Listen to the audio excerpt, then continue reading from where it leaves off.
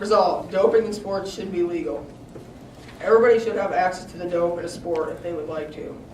If everybody used the dope, police and coaches wouldn't have to worry who was doping and who wasn't. My reasoning supports my evidence by saying that if the government legalized the dope, it wouldn't be a problem at all. As well, dope might make your stats look good because you might have terrific things on your record, like lots of home runs and touchdowns. Doping in sports have good short-term effects. According to my research, if you played a sport and you doped, you will have a better middle-aged life. Like you will be more faster and stronger. Just what you want to be, more stronger and athletic. Plus, when I said you will have a better middle-aged life, that will be good for when you have kids. And kids always want a dad that will play sports with them in the backyard. But if everybody dopes in a sport, the popularity of the sport might decrease. Based on my research, if a popular athlete gets kicked out of a sport for doping, that people watch a lot, people might not care for that sport anymore. Meaning, a really good sport player got kicked out of biking for using steroids, and people got really mad that he got kicked out of a sport. Therefore, I think doping in sports should be eligible. I have a story to tell you about Lance Armstrong. It's not that he just doped when he was biking. He had to train for a long time to be ready for all the pedaling that he had to do. He had to go up and down lots of hills and mountains and right back down them. You also have to realize that it takes a lot of time out of your day. Lance also said that it was Lance also said that it was the only way to complete, because everybody was doping. If you had a son or daughter, would you want them to be kicked out of a sport after all the training they have done for that exact sport that they might have wanted a medal for?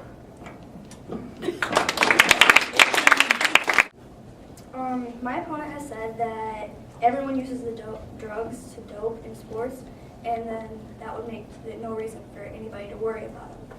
But with all the side effects that come against them, then there is a reason to worry, because one specific side effect is a violent rage, and if that ends up going out on another player, then that's two players down that can't compete in that sport. Therefore, doping is a reason to worry.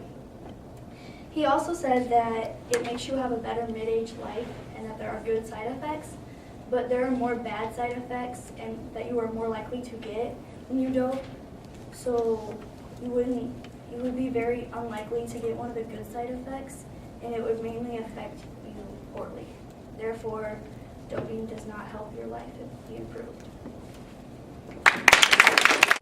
Stunted growth, liver damage, feeling of depression, even suicide sometimes. Why is that, you may ask? All because of performing enhancing drugs. Drugfree.org states how there are several harsh side effects to doping. Not only are there short-term effects, such as oily skin, pimples, excess of hair growth, there are also long-term effects, such as increased risk of cancer, brain damage, feeling of suicide, which all leads to death in one life. When injecting with narcotics, stimulants, steroids, they're putting themselves between life and death. If not dead, they will soon realize all the harsh side effects there are to it. Not only do their actions make a big impact on themselves, they also affect all of their supporters and friends they have around them. Also, coaches rely on drugs more than they are relying on their own players. Nowadays, I think anyone can say that winning is most important. Coaches do anything as they have the capability to win. No matter, they aren't worried about the safety or health or only the playing ability.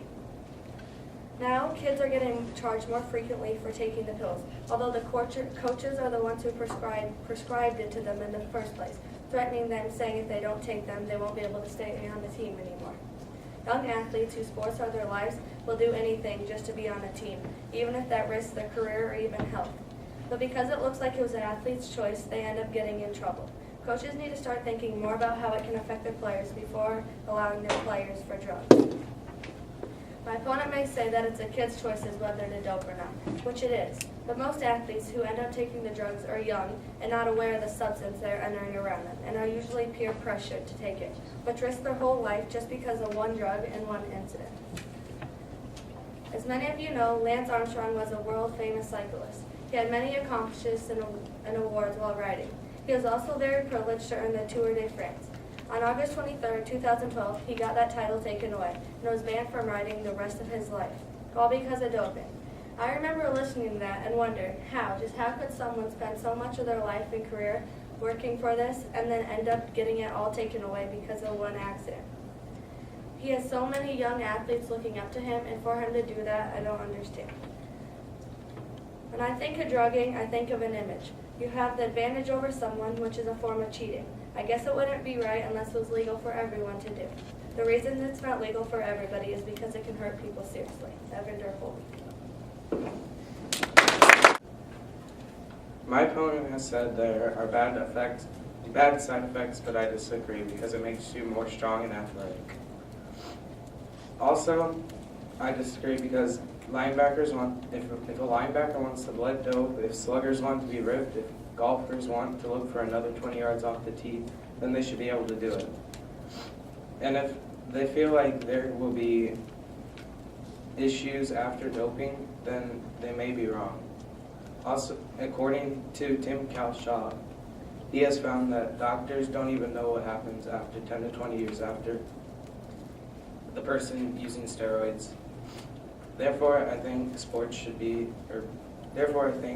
doping in sports should be available. My opponent has said coaches prescribe the drugs, but I disagree because have any of your coaches asked you, hey, you want some dope? Yeah, I didn't think so. Therefore, I disagree with that statement. My teammates and I have said everyone should have access to the drug because if everyone doped, they wouldn't have to worry who was doing it and who wasn't. In essence, it removes cheating. Also, based on my team's research, there are great immediate effects, like you get faster, stronger, and more athletic, just what athletes are trying to do. Last but not least, the popularity of the sport might go down. We saw this happen when Lance Armstrong went down. My fourth and final claim is that athletes will always find a way to outsmart the blood and urine test. Over and over, we see athletes find new performance-enhancing drugs, PEDs, or shorter-acting drugs that are not currently detectable. Once those are outlawed, they will find a new substance that is not currently detectable. In other words, they will always be one step ahead. Also, if you legalize PEDs, you level the playing field for all of the athletes. Jonathan Botter's former top cyclist says it best. I guess after years and years and years of standing on the start line and feeling I was a mile behind, it finally got to me. Dope and keep up, or stay and fall behind. Delete that one.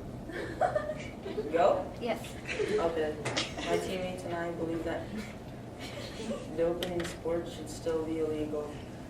As stated previously, doping has very harsh side effects such as pimples on your body, possibility of liver disease, and a high blood pressure, which can lead to stroke. Also, coaches rely on doping so their team can take it easy in the off-season.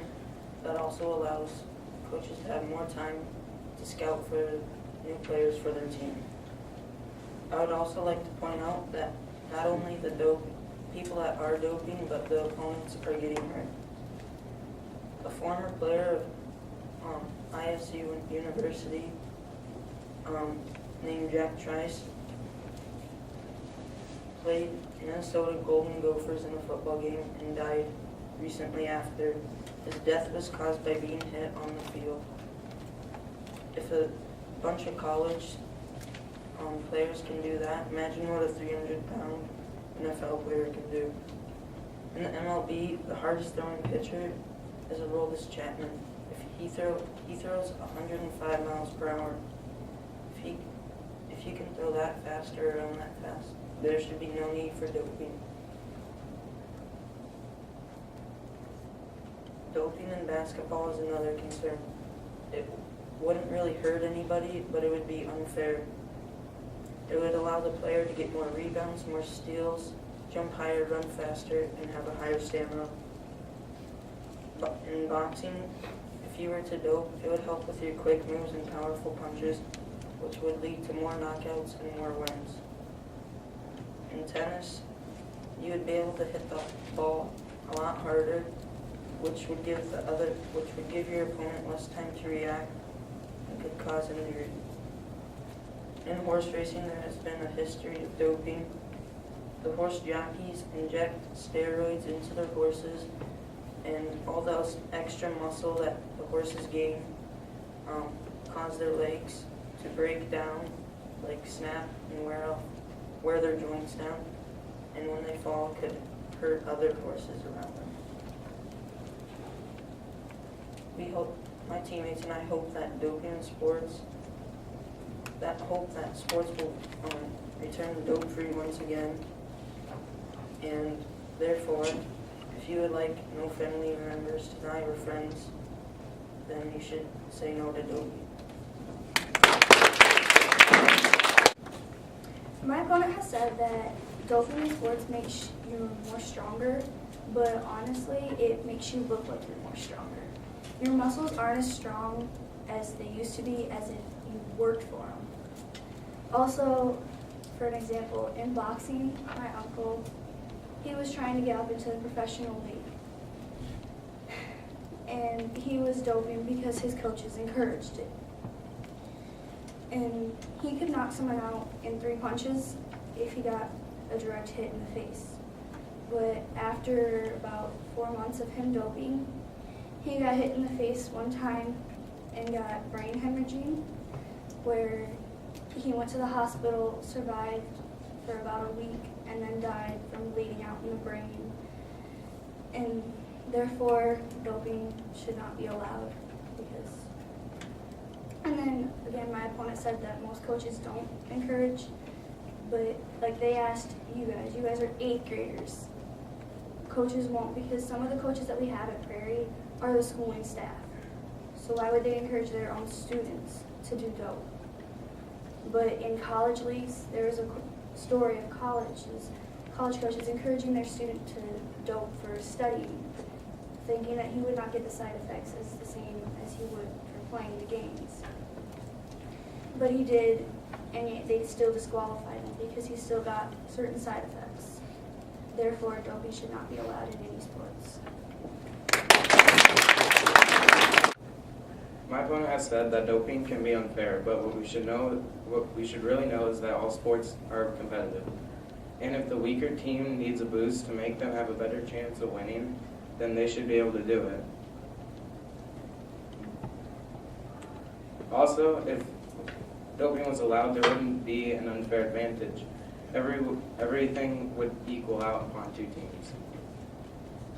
It doesn't mean that all athletes will be perfect at what they're doing. There will be their ups and downs. There will be their ups and downs at times, such as injuries and etc. So therefore, I think doping in sports should be eligible in sports.